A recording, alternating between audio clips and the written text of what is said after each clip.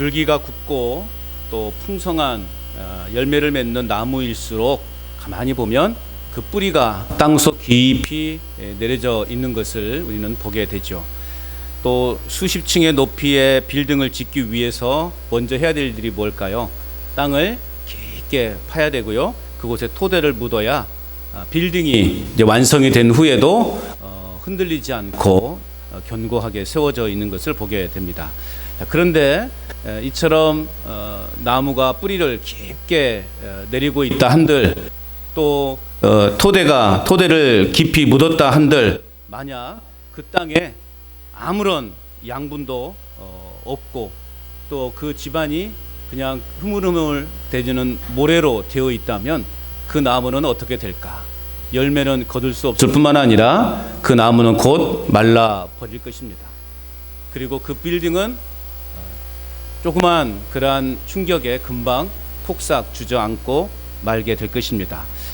자, 오늘 우리의 삶의 기반을 어디에 두고 살아가느냐?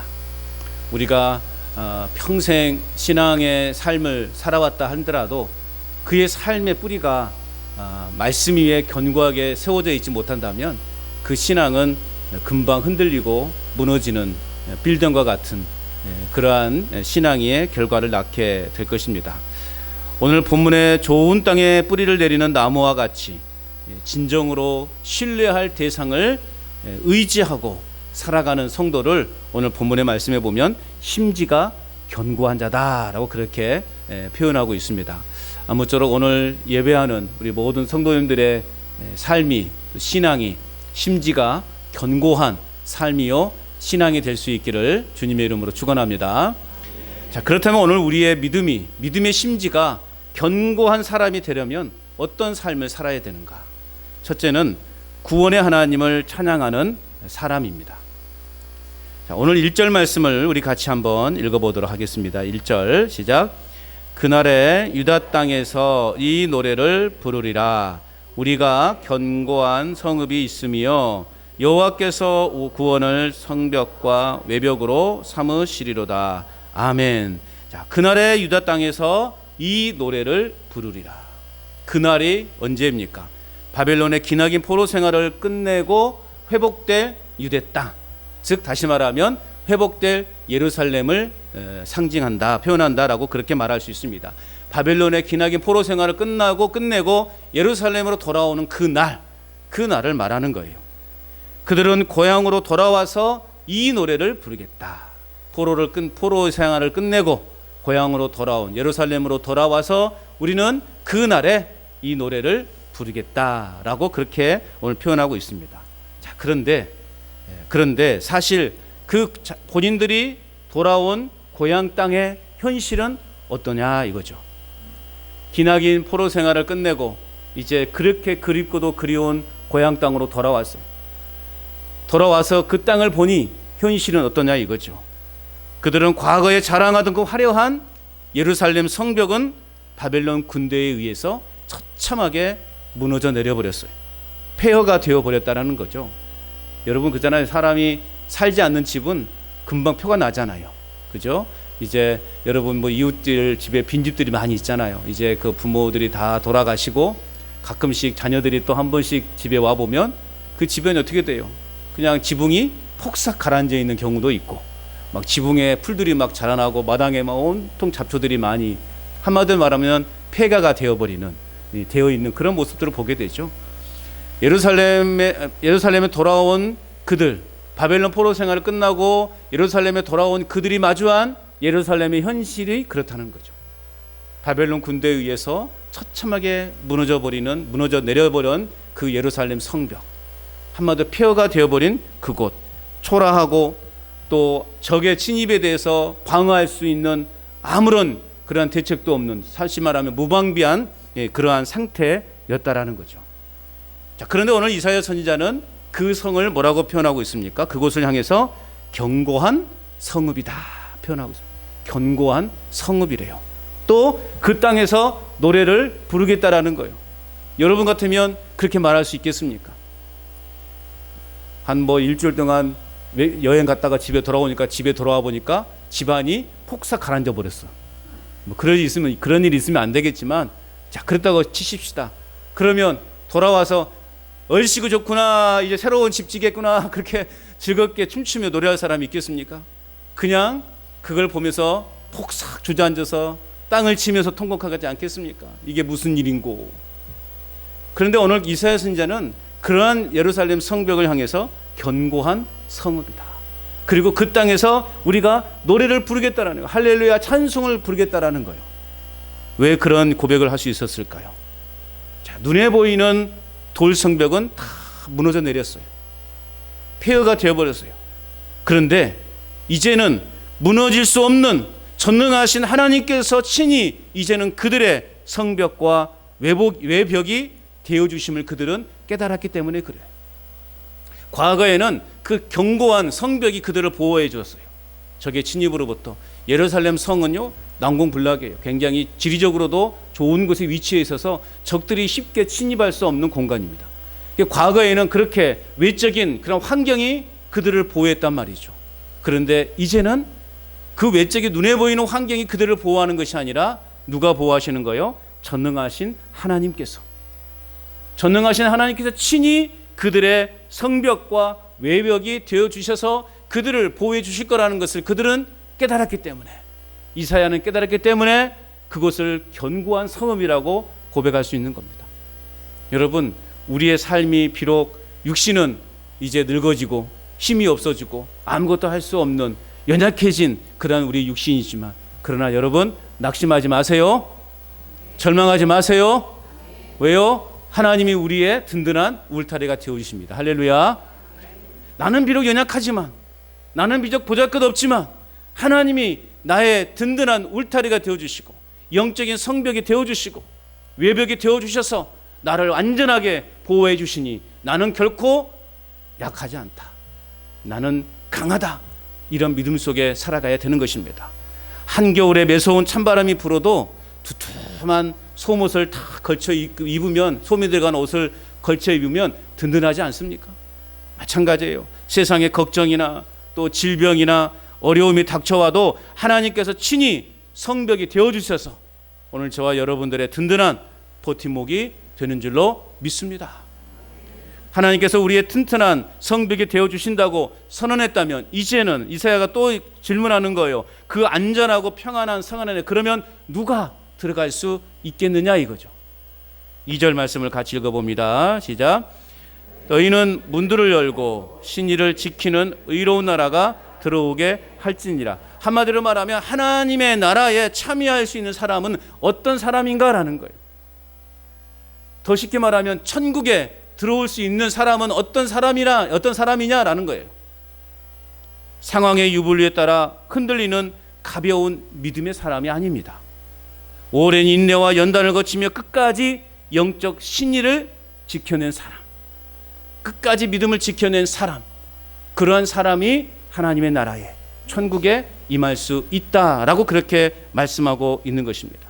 캄캄하고 절망적인 인생의 그 터널 속에서도 끝까지 하나님을 향한 신의를 저버리지 않은 사람들이 마침내 그 의로운 나라, 그 의로운 나라가 어떤 나라라고 그랬어요? 하나님께서 예비하신 완전하고 완벽한 구원의 도성으로 승리자처럼 당당하게 환영을 받으며 입성할 수 있다라고 그렇게 말씀하고 있는 거예요.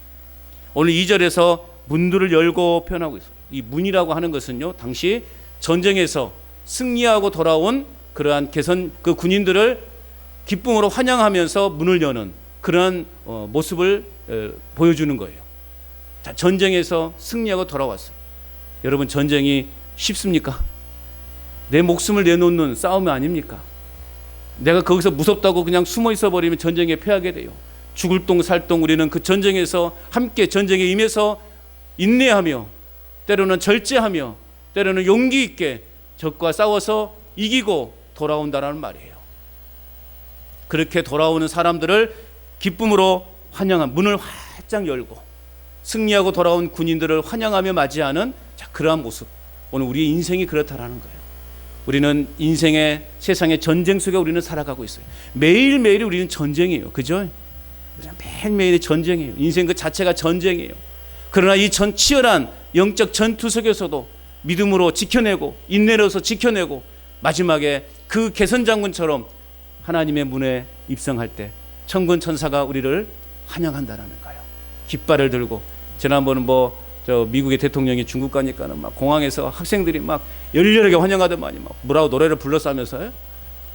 여러분 그것도 그렇게 멋진데 천군 천사가, 할렐루야, 천군 천사가 이 세상의 치열한 영적 전투에서 싸우고 비록 몸은 다 찢겨지고 옷도 다 낡아지고 그렇지만 그렇게 승리하는 모습으로 뚜벅뚜벅 하나님의 그 나라의 성문을 향해 들어오는 우리를 향해서 천군 천사들이 나팔을 불며 환영한다고 하는 것을 상상해 보시라고요.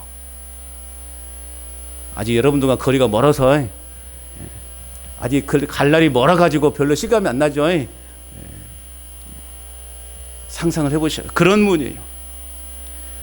여러분 우리의 신앙생활은 하나님께 대한 의리를 지키는 거예요. 의리. 사람과 사람의 관계 속에서 중요한 게 뭡니까? 의리죠. 의리.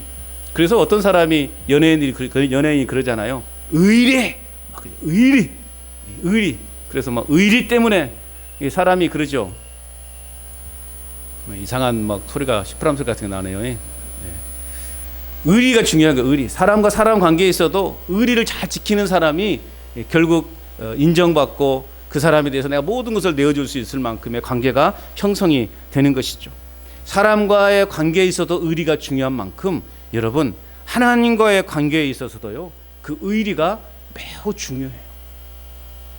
의리. 어떤 상황 속에서도 내가 흔들리지 않는 그런 믿음.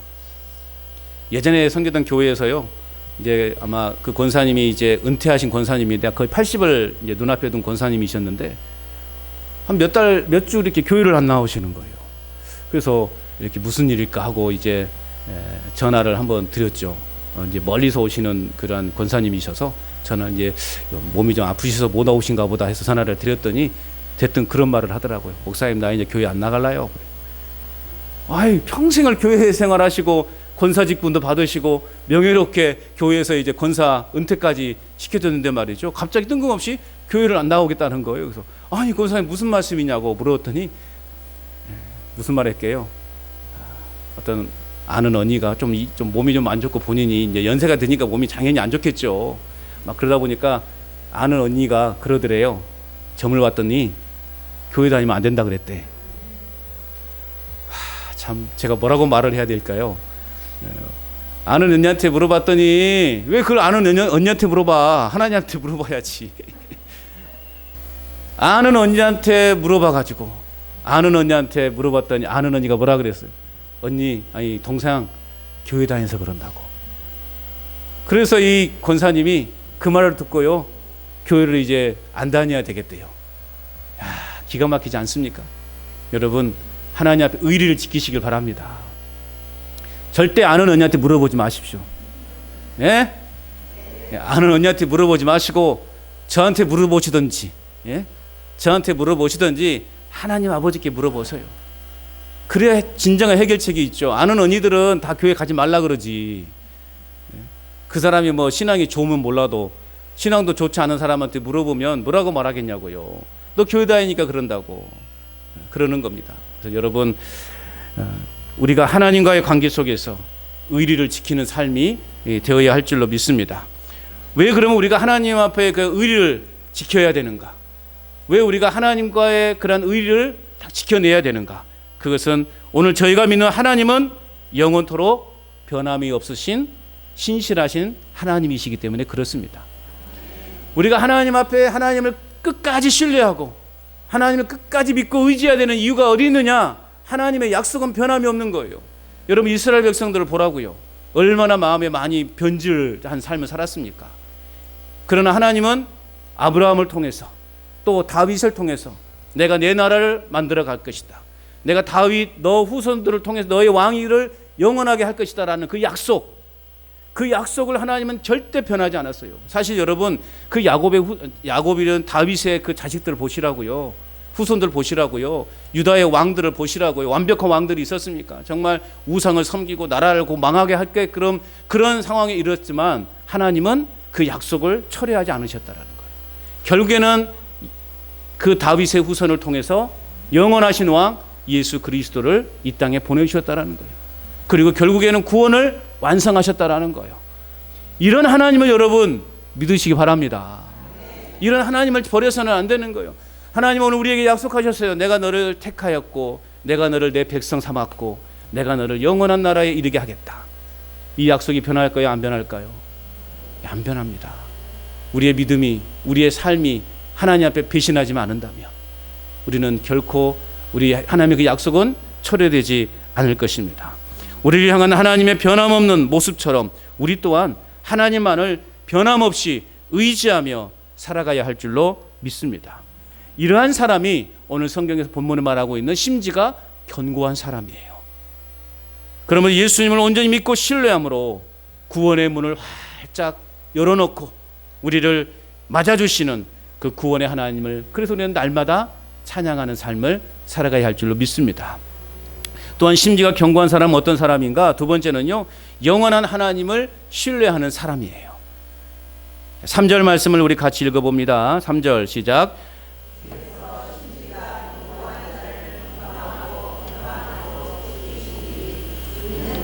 주를 신뢰함이니이다. 아멘. 자, 하나님께서 주를 믿고 따르는 사람에게 참된 평강을 주시겠다 말씀하고 있습니다. 자, 이들이 가지고 있는 견고한 심지의 비밀은 뭐냐? 바로 하나님을 신뢰함입니다. 하나님을 신뢰함에 있는 거예요. 아무것도 염려하지 않고 모든 일을 하나님께 맡기고 기도하고 간구할 때 하나님의 참 평강이 임한다라는 사실입니다. 사람의 마음이 불안한 이유는 뭘까? 왜 우리의 삶이 계속해서 불안할까? 나는 믿음을 믿는다고, 나는 하나님을 믿는다고 하는데도 늘 내 마음속에 있는 그 불안함이 남아있다라는 거죠. 왜 그럴까? 현실이 불확실하기 때문에 그래요. 내일을 알지 못하기 때문에 그래요. 당장 눈앞에 어떤 일이 벌어질지 알지 못하기 때문에 그래요. 그러나 그럼에도 불구하고 우리가 주님을 100% 신뢰할 때 우리는 흔들리지 않는 믿음을, 흔들리지 않는 마음을 얻을 수 있다라는 것입니다. 눈앞의 현실은 암담하고 처참하고 눈앞의 현실은 폐허가 되어 있다 할지라도 그럼에도 불구하고 내가 하나님을 절대적으로 신뢰할 때 하나님은 우리에게 평강의 복으로 임하여 주실 줄로 믿습니다. 다니엘과 그의 친구들을 보세요. 사자굴에 들어가도 풀물불에 7배나 더 뜨거운 풀물불에 던져줘도 그들은 하나님에 대한 신뢰를 놓치지 않았어요. 그리하지 아니하실지라도 내가 비록 이곳에서 사자의 밥이 된다 할지라도 내가 이 뜨거운 풀물불에 타 죽은다 할지라도 나는 하나님을 결코 버리지 않겠습니다 라고 그렇게 믿었던 그들을 하나님은 보호하셨고 든든한 울타리가 되어주셨고 방어막이 되어주셨고 평강의 복으로 인도해 주신 줄로 믿습니다. 여러분, 현실은 그래야지 아니할지라도 우리는 하나님을 절대적으로 신뢰하는 믿음의 삶을 가져야 될 것입니다. 양초가 심지가 반듯하게 끝까지 밑둥까지 이렇게 심어져 있어야 양초가 끝까지 잘 타죠. 중간에 뚝 끊겨 있으면 어떻게 되겠냐고요. 타다가 꺼져버리죠. 삐뚤하게 되어 있으면 그게 제대로 양초가 타겠냐고요. 우리의 신앙이, 우리의 믿음의 심지가 말씀에 제대로 다 꽂혀 있어야 돼요. 그래서 끊임없이 이 말씀을 통해서 그 영양분을 받아 먹어야 되는 거예요. 그래야 우리 영혼이 사는 겁니다. 하나님을 향한 믿음을 잃지 않는 거예요. 자꾸 우리의 뿌리가 다른 곳에 꽂혀져 있으니까 이게 말씀의 영양분이 올라와야 되는데 자꾸 좋지 않은 것들이 올라온단 말이죠. 그러다 보니 우리의 신앙이 흔들리고 결국에는 하나님을 버리게 되는 그러한 결과로 낳게 되는 것입니다. 심지가 견고한 사람은 야고보서 1장 6절에서 8절에 등장하는 두 마음을 품은 자와 정반대되는 사람이에요. 그렇다면 두 마음을 품은 자는 어떤 사람이에요? 의심하는 자예요. 여러분, 하나님에 대한 의심이 있습니까? 자, 따라서 합시다. 의심병을 조심하자. 모든 질병의 원인은 의심에서부터 와요. 이게 신앙만이 아니에요. 여러분, 진짜로 그런다니까요. 내가 요즘 막 듣는 게 많잖아요. 막 유튜브나 뭐 언론 통해서, 인터넷을 통해서 사람들 조금 어디 아프면 막 검색해. 그러면 막 나 곧 죽게 생긴 거거든요. 조금만 배가 아파서 배가 아프다, 원인이 뭐가 딱 하면은 원인이 나와요. 그러면 그 내용이 뭐예요? 막 네이버나 그런 데 보면 죽는 거예요. 이게 이게 아주 큰 병으로 막 소개해. 그러니까 이제 마음에 불안함이 생기는 거예요. 그게 이제 믿어지게 되는 것이고, 그게 확신이 되고, 이제 나 죽네. 그래서 진짜 죽어요. 여러분, 눈에 보이는 것들은 우리를 그만큼 두 마음을 품은 자들은 흔들리는 뭐예요? 저 바람에 밀려서 출렁이는 바다 물결과 같아요. 바다 물결이 어떻습니까? 바람이 이렇게 불면 이렇게 출렁거리고, 저렇게 불면 저렇게 출렁거리고. 두 마음을 품은 자가 그러는 거예요. 확신을 갖지 못하는 거예요.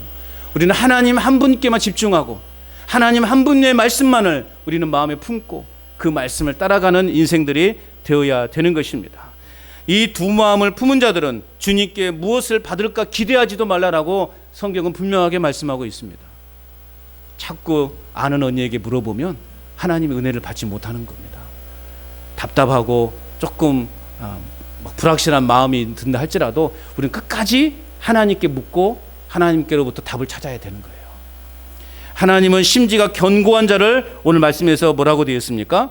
평강하고 평강하도록 지키시겠다. 두 번 반복하고 있어요. 성경에서 반복되는 것은 뭐라 그랬어요? 중요하다고 그랬죠. 중요하다고. 예수님도 내가 진실로 진실로 너에게 말하노니, 진실로 말하노니야 보다 진실로 진실로가 더 강한 명령이 담겨져 있는 거예요. 오늘도 보니까 그냥 심지가 견고한 자를 평강하도록 지키시겠다라고 할 수 있을 텐데, 오늘은 평강하고 평강하도록 지키시겠다 반복하고 있어요. 이것은 잠깐의 심리적인 위안이나 일시적인 평강이 아니라는 말이에요. 사람의 위로는 그 순간은 위로받을 수 있는데요, 그게 오래 가지 못해요. 이게 그냥 한 번에 단번에 말하는 평강을 말하는 거예요. 그러나 우리 하나님의 말씀하는 것은 평강하고 평강하도록 인도하겠다. 결핍이나 불안이 전혀 없는 완전하고 흠 없는 평강을 말하는 거예요. 또 끊임없이 솟아나는 충만한 평강을 말하는 거예요. 우리의 믿음이 그렇게 견고할 때, 심지가 견고할 때 우리에게 진정한 평강이 임하게 된다라는 거예요. 그러면 여러분 끝까지 하나님만을 신뢰하는 저와 여러분 될 수 있기를 바랍니다. 믿음의 심지를 굳게 내리는 그러한 인생이 될 수 있기를 바랍니다. 저와 여러분이 끝까지 신뢰해야 할 하나님은 결코 변하지 않는 저와 여러분들의 굳건한 반석이 됨을 믿으시기 바랍니다. 그래서 4절에 분명하게 말씀하고 있죠. 4절 같이 읽어봅니다. 시작. 너희는 여호와를 영원히 신뢰하라. 주 여호와는 영원한 반석이심이로다. 아멘. 절대로 흔들리지 않는 견고한 반석과 같은 하나님은 평강의 근원이자 오늘 저와 여러분들이 그래서 영원히 신뢰해야 될 대상이 되는 거예요. 우리가 살아가는 세상은 불확실하고요, 변수가 많습니다. 갑자기 어떤 일들이 많이 일어나요. 불안함을 늘 안고 살아가요. 길 가다가도 어떤 일이 벌어질지 몰라요. 최근에 광주에서도 여고생이 길 가다가 그냥 30대가 흘리는 칼에 한 여고생이 죽었지 않습니까? 그냥 지가 기분 나쁘다고 그냥 사람에게 해를 끼치는 이런 불안한 인생을 살고 있어요. 하루하루가 불안합니다. 그러다 보니 세상 속에서 우리가 평강을 구하려고 그래요. 다른 데서 이게 뭔 일인가 평강을 구하려고. 그래가지고 자꾸 찾아가는 사람이 누구라고 그랬어요? 아는 언니를 찾아가는 거예요. 아는 언니한테 자꾸 물어보는 거예요. 아는 언니. 여러분, 아는 언니 찾지 마시고 하나님을 찾으시기 바랍니다. 하나님 찾기가 부담스러워 저를 찾으세요. 제가 확실한 답을 못 드리지만 그래도 저도 나름 그 아는 언니들보다 더 분명한 대안을 여러분에게 줄 수 있단 말이죠. 진정한 평강은 하나님을 신뢰하는 믿음을 통해서만 얻을 수 있다는 사실을 여러분 믿으시기 바랍니다. 그렇게 하나님을 신뢰할 때 하나님은 우리를 보호하는 영원한 반석이 되신대요. 반석 위에 지은 집과 모래 위에 지은 집은 분명하게 다르지 않습니까? 성경은 그래서 여러 곳에서 하나님은 나의 반석이다라는 이 표현들이요, 성경이 여러 군데에서 나오게 돼요. 이는 곧 하나님은 영원하시고 절대 변하지 않으신 분이다라는 것을 우리에게 보여주려고 하는 거예요. 이거 우리가 그런 하나님을 믿을 만하죠. 반석 위에 설 때 우리는 안정과 평안을 얻을 수 있는 것입니다. 우리의 든든한 반석이 되시는 하나님을 절대적으로 신뢰하심으로 참된 평강과 안식을 날마다 우리의 삶 속에서 누리는 저와 여러분 될 수 있기를 축복합니다. 자, 끝으로 심지가 견고한 사람은 어떤 사람인가 볼 때 의로운 하나님을 따라가는 사람이다, 그렇게 말할 수 있어요. 의로우신 하나님을 따라가는 삶. 5절 시작. 높은 데 거주하는 자를 낮추시며 소순성을 헐어 땅에 엎으시되 진토에 미치게 하셨도다. 자, 하나님을 무시하고 자기 자신을 높이는 교만한 자를 하나님은 심판하시겠다라고 하는 말씀이에요. 오늘 보니까 높은 데와 병행하는 소순성이라는 표현. 이 표현의 의미가 뭐냐면 사람들의 접근을 불허하는 난공불락에 가까운 도성을 뜻합니다. 쉽게 말하면 아수르의 느느웨 성이나 뭐 바벨론이나 또 우리가 더 앞에 나가서는 이제 여리고성 같은 그런 성을 말하는 거예요. 그런데 그러한 성들이 어떻게 되었습니까? 하루아침에 무너지는 거예요. 그 최고의 강대국이었던 바벨론도 어느 하루아침에 무너져내요. 모든 것을 로마로부터. 그 로마도 한순간에 무너져요. 제가 이번에 이제 사도 바울의 성지순례를 갔다 오면서 가장 화려했던 그 빌립보나 고린도나 어마어마하게 화려한 그러한 도시였어요. 그런데 그 도시들이 하루아침에 무너졌어요. 왜요? 지진 때문에. 당시 역사학자들이 보니까 그때 지진의 강도가 한 9.5에서 10 정도라 돼요. 엄청난 강진이죠. 그 지진 앞에서 도시가 한순간에 폭삭 무너져 내려본 거예요. 화려했던 도시가 화산이 터져서 화산재가 덮여서 수십 년 동안, 수백 년 동안 그 화산재 덮여서 땅속에 갇혀있던 도시가 어느 순간 이 연구자들에 의해서 이제 발견되어지고 그 화려했던 도시들이 이제는 흔적만 남아있는 그러한 도시가 되었단 말입니다. 세상의 화려함은, 세상의 높은 교만은 하나님이 한번 꺾으시면 한 번에 사라지는 겁니다. 아수르의 느느웨 성이 바벨론 등이 포함한 모든 악한 세력들은 한순간에 하나님을 손댔을 때 사라지게 되어 있다라는 거죠. 그래서 이러한 모든 교만한 것들에 대해서 6절에서는 뭐라고 말하고 있어요? 시작. 발이 그것을 밟으리니 곧 빈궁한 자의 발과 곰핍한 자의 걸음이로다. 악한 자들의 핍박으로 말미암아 곤란을 겪었던 하나님의 백성들이 그 교만한 악의 세력을 이제는 짓밟게 될 거라는 거예요. 역전의 하나님이라. 역전시키시는 하나님. 우리의 인생도 역전시키시는 하나님을 우리가 신뢰할 때 우리의 인생이 그렇게 역전되는 거예요. 요즘 우리가 창세기 말씀을 묵상하고 있잖아요. 요셉의 인생을 보세요. 요셉의 인생을 한마디로 말하면 역전의 명수다. 명수는 전에요. 어제 이제 친구 결혼식이 있어가지고 오랜만에 이제 초등학교 동창들을 만났는데 한 친구가 제가 그렇게 막 생각이 나더라는 거예요. 왜 생각이 났냐 그랬더니 역전의 명수가 생각나가지고 제가 그렇게 생각나고 보고 싶었다고. 그래서 역전의 명수를 한번 보고 싶었다고 그러더라고요. 요셉의 인생 한마디로 말하면 역전의 인생이었어요. 그 인생 얼마나 비참하고 처참하고 얼마나 절망적인 인생이었습니까? 그러나 요셉은 늘 그가 어디 가든지 하나님이 그와 함께 하시더라. 성경은 요셉에 대해서 표현하고 있어요. 그 요셉을 통해서 그 주변의 사람들이 복을 받았더라. 창세기에서는 분명히 그렇게 말씀하고 있단 말이죠.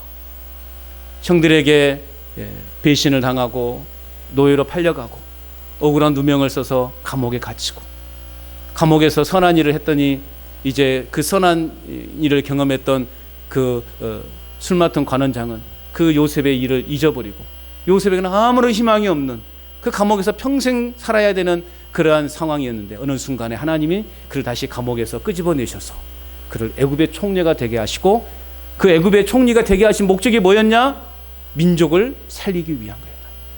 이스라엘 민족, 하나님 택한 그 민족을 살리시기 위해서 하나님은 요셉의 인생을 역전시키셔서 그래서 결국 어떻게 됩니까? 결론은 그가 꿈꾼 대로 그 형들이 그 아버지가 그의 앞에 와서 절하는 그 하나님의 놀라운 역전의 하나님을 우리는 창세기 요셉의 일생을 통해서 우리는 보게 되는 것이죠. 여러분, 하나님은 우리 인생을 역전시키십니다.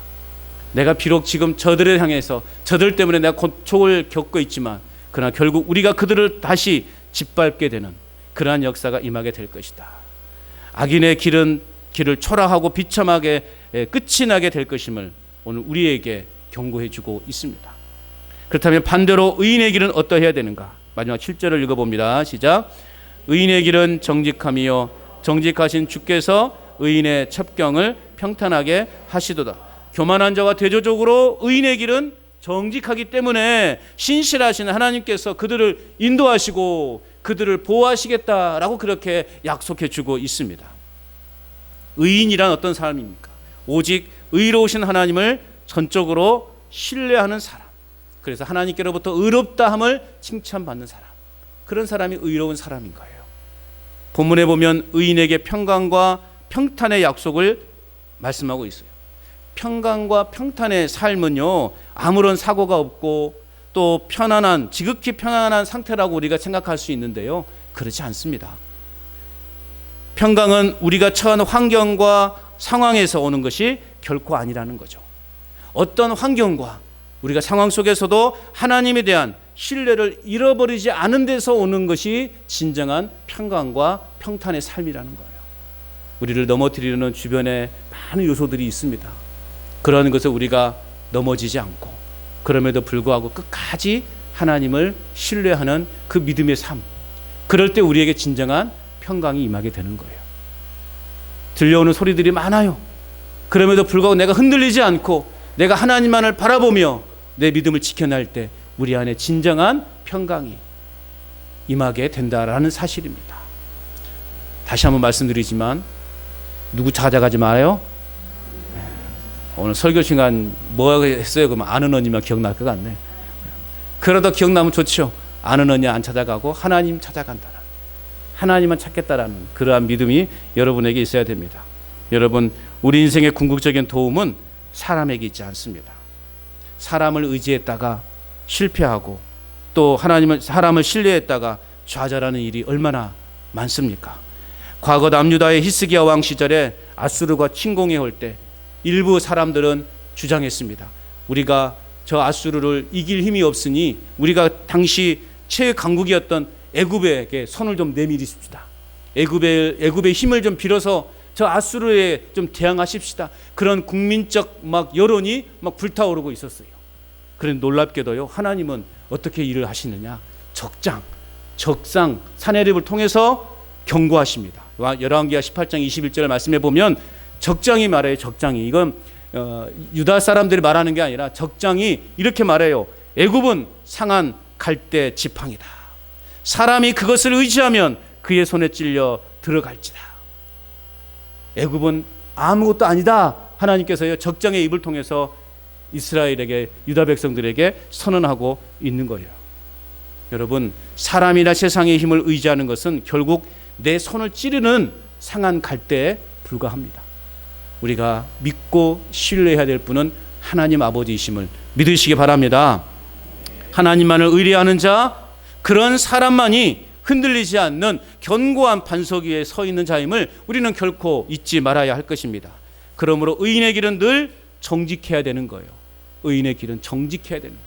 하나님 안에서 바른 삶, 하나님을 절대적으로 신뢰하는 삶, 세상 소리에 우리가 흔들리는 것이 아니라 하나님의 말씀을 믿고 우리의 오직 그 믿음의 한 길, 그 길을 걷는 믿음의 삶의 여정이 우리가 되어야 되는 거예요. 그럴 때 정직하신 하나님께서 의롭게 살아가는 저와 여러분들에게 평탄하게, 우리 삶을 평탄하게 인도해 가실 줄로 믿습니다. 여러분, 하나님이 주시는 평강과 형통의 삶을 지금 누리고 있습니까? 아니, 그런 삶을 간절히 바라고 있습니까? 악인의 삶을 버리고 정직한 삶, 의인의 삶을 살아가시기를 바랍니다.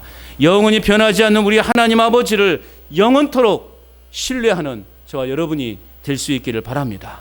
그럴 때 우리의 영원한 반석이 되시는 하나님의 평강과 축복이 여러분의 삶 속에 놀랍게 부어주시고 그 평강의 축복이 여러분의 삶을 뒤덮는 은혜 속에 살아가게 될 줄로 믿습니다. 그 하나님을 절대적으로 의지하심으로 말미암아 영원한 반석 되신 하나님만을 영원히 신뢰하는 저 여러분의 삶이 될 수 있기를 주님의 이름으로 축원합니다.